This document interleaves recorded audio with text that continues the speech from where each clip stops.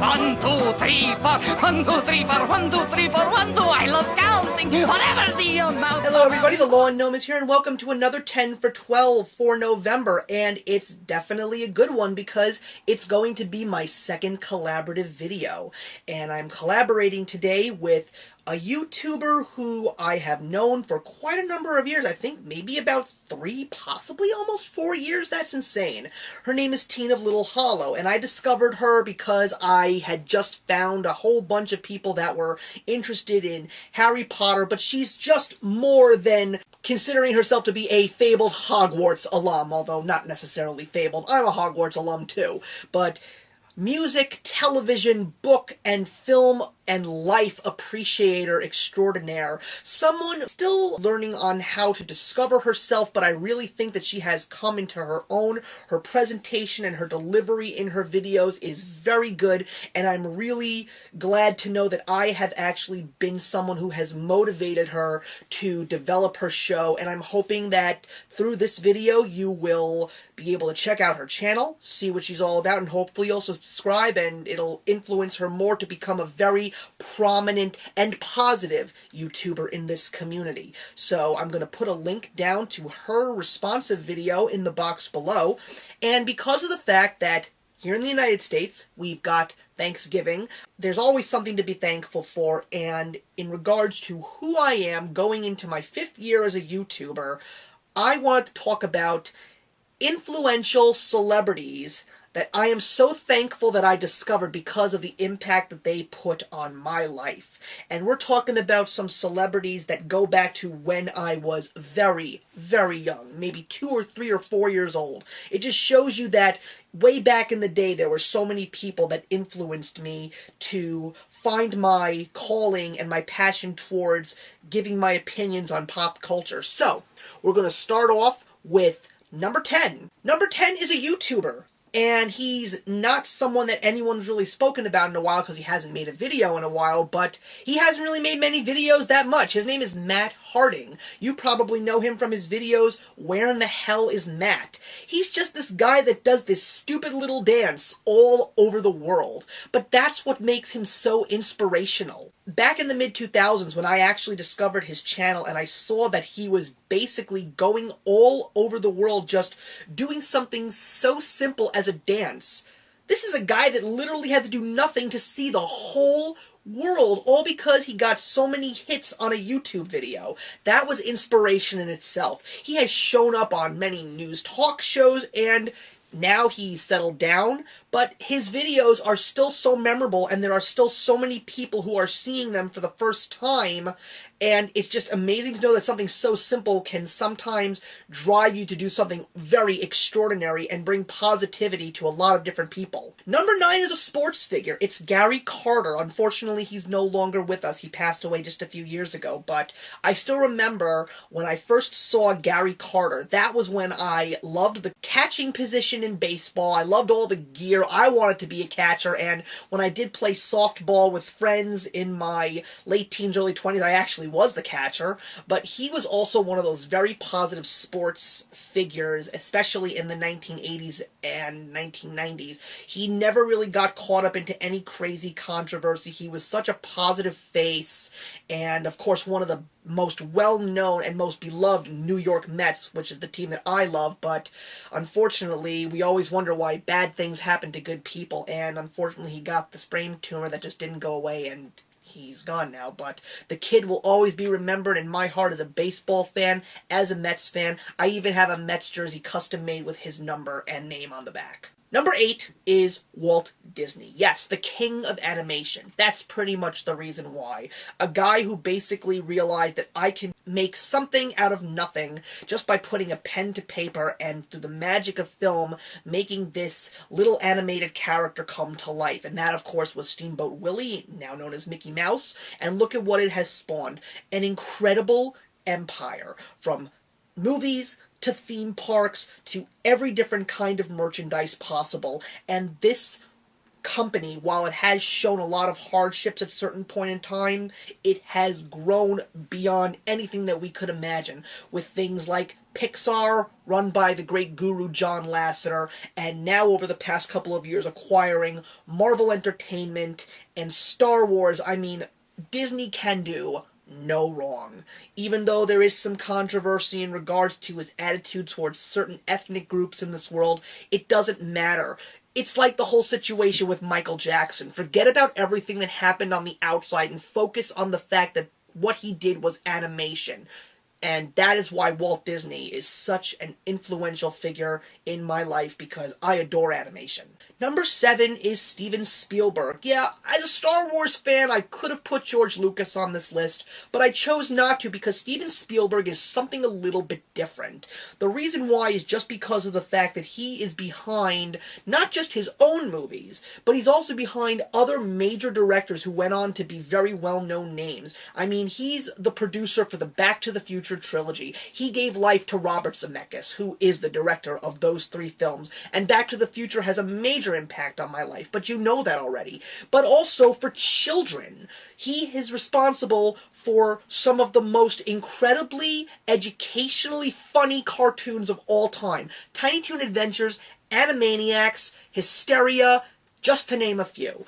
Such great influences when you can take your talents and put them to another medium that can appeal to the youngest of generations. But not just that. A show like Animaniacs was a show that a parent could sit down and watch with their child. If you could actually create something that creates that kind of an impact towards 2 completely different generations, then you've truly won the day. While he may not be as prominent as he has been in the past, one of his most influential works was the bold movie Schindler's List. Still, he's a name that we know, he's a name that we respect, and he's a name that so many great directors have modeled themselves after, and that's why the movie industry is what it is today. Number 6 is Alex Ross. Who is Alex Ross? Well, he's the guy that's responsible for the artwork on my shirt. He's a comic book artist. He modeled his work after some of the greatest painters from the late 19th century, early 20th century. One of his biggest influences was the great Norman Rockwell. But what I appreciate about him was the fact that he took this museum-quality art and said, we can do this with comic book characters. And the coolest thing about him was I first discovered him with a 4-piece comic book series in the early 1990s called Marvels. Not only was it a real-life depiction of some of the greatest superheroes that Marvel ever created, it was also a story that looked at these superheroes from a human's perspective, and that's what made Alex Ross such a landmark in the world of comic books. He went on to do a lot more, from other comic book series to the original comic book price guide Wizard covers, and his work is praised by so many artists, comic book and non, and now the fact that his artwork has its own website, you could buy his work in framed pictures, you can even buy it on t-shirts. I have 3. It's because of the fact that I do like to draw myself that I take a lot from his work. And number 5 is another artist, and that's Todd McFarlane. Not Seth MacFarlane is responsible for Spider-Man issues in the late 80s, early 90s, even some Batman before that, but of course we all know him as the creator of Spawn. I appreciated him because of the fact that he really broke the boundaries that were led by Frank Miller and Alan Moore. He brought those elements that were forged in the 1980s in comics to a much more younger and mainstream audience, and his character Spawn is probably one of the darkest characters in all of comic book history. While so many comic book characters from the Image Comics line have failed, Spawn still survives, and I love the fact that he's not even a hero. He doesn't even have superpowers. He's a demon, and that is just so crazy to know that you could look at him as a hero. It has created one of the most incredible toy companies, especially for collectors, actors. It also had a short-lived HBO series that was animated, which was incredible. I have it all on DVD, and a film that could have been better, but you know something? He is a very positive influence in the world of comic books, and like Alex Ross, so many artists that have worshipped him have based their work and their livelihood on him as well. Number 4 is somebody that we just lost this year, and it is Robin Williams. If you were to ask me who my favorite actor of all time would be, it is Robin Williams. Just because of the person and what he was able to do with his acting talents. He could do it all. There are some actors that only do drama, there are some that only do comedy, there are some that only do action, and when they try to go towards a different genre, it doesn't always work out. Like, I don't really see Arnold Schwarzenegger doing any more comedies anytime soon. But Robin Williams did everything and anything, and he even got awarded an Oscar for his performance in Good Will Hunting. There are so many movies that he is a part of, and television shows, going all the way back to Mork and Mindy. But some of my all-time favorite movies, like Hook, and Aladdin, and Night at the Museum, and of course, my all-time favorite of his, Mrs. Doubtfire, just a beautiful movie. I still haven't found a single person out there who says, I hate Robin Williams. And I think the YouTube community were big fans. When he unfortunately committed suicide this summer, I think we all died inside a little bit, because the impact that everyone all over the world felt towards him leaving us really says a lot about him and his character.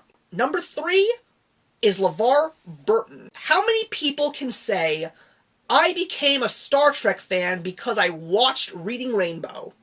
I started watching Reading Rainbow alongside Sesame Street and Mr. Rogers' Neighborhood when I was really young. But Reading Rainbow is just one of those shows that didn't feel like the others. There's a little Sesame Street reference there for you. About getting kids interested in reading and just taking you on these amazing adventures, some of them that were right in my own backyard in New York.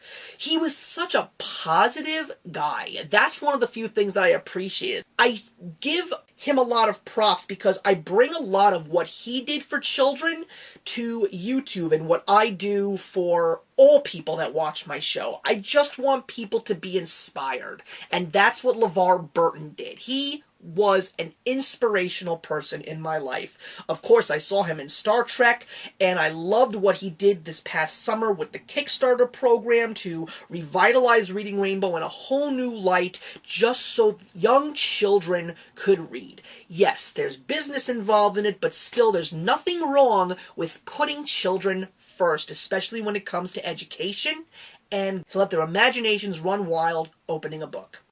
Number 2, another imaginative figure, the late Jim Henson. Sesame Street was my livelihood. The Muppets are some of the greatest characters ever made, and there's no comparison to the artistry and puppeteering work, or as they call it these days, Muppeteering, that Jim Henson did. He brought such a new element of creativeness to this medium. Sesame Street still lives on. The Muppet movies, while they're not as good as the original ones, they're still great to watch every now and again, and it's amazing how so much of Hollywood wants to get involved when Muppets are around. I mean, you've got everything from Muppets showing up on the Today Show to Muppets showing up in music videos. It just shows you how much of pop culture Muppets are to this world. And there will be no other person like Jim Henson. That brainchild, he's right up there with Walt Disney or Chuck Jones. As influential as you can get, Jim Henson really was the true epitome of imagination and creativity. So that leaves us with number 1, and my most influential celebrity that has impacted me is Bruce Timm. someone who took what the comic book industry was, and in the midst of the comic book world, both Marvel and DC, trying to break through in the areas of movies and television with some success but a lot of failure before the X-Men movies hit, we had Bruce Timm giving us Batman the Animated Series. As a Batman fan, I loved this show, but as someone who appreciates a brain in your story writing and a brain in your character development, for a cartoon show that was supposed to appeal to children in the early 1990s, you got so much more. You got actors who you knew voicing some characters. This guy pretty much revitalized Mark Hamill's career and said, this guy is not just Luke Skywalker anymore, boys and girls. He's the Joker too. After that, we got so much, and we got the DC comic world to be more appreciated, because Marvel seems to always be one step ahead of the game against DC, especially in the last 30 years. But DC, while Marvel may be conquering the big screen right now, DC truly has conquered the small screen. Batman the Animated Series, Superman the Animated Series, Justice League, Static Shock, Teen Titans, Young Justice, you name it, they have done it. And they keep moving forward with these direct-to-DVD animated films that really have and I love the fact that they're bringing these great comic book stories to life, introducing younger and newer comic book fans to what the past was for DC Comics, and I'm really hoping that these guys will bring some new TV shows to the comic book world. I'm glad to hear that in the summer there's going to be a darker and more mature version of the Justice League that we got on television in the early 2000s, which will spawn into their very first direct-to-DVD original story in their Warner Premiere DC Animated Universe library. So to all of these guys, I appreciate you. The late Dwayne McDuffie, Alan Burnett, Bruce Timm is a god to me. Thank you very much for watching, everybody, and I'm looking forward to seeing what TeenofLittleHollow's top 10 most influential celebrities will be, because like my last collab that I did with my friend Rachel, it's a blind box, so I'm very curious to see what she will think of my picks, and I'm looking forward to see what she has to say about hers. If you're celebrating Thanksgiving, make it a happy and healthy one, and I'll see you in the final 10 for 12 next month. Actions speak louder than words.